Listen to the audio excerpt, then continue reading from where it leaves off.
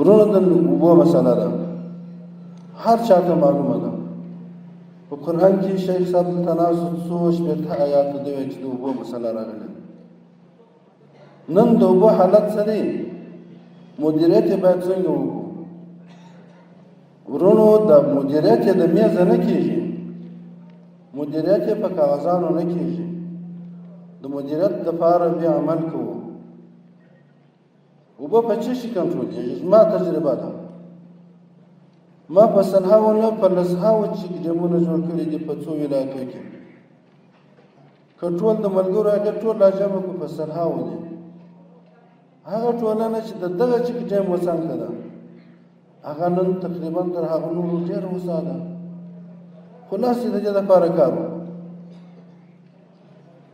که دنیاوال زموږ سره مرسته کوي موږ یې مننه، او چې دنیاوال زموږ سره د کوم هدف دپاره مرسته کوي راځئ تعامل ورسره وکړو.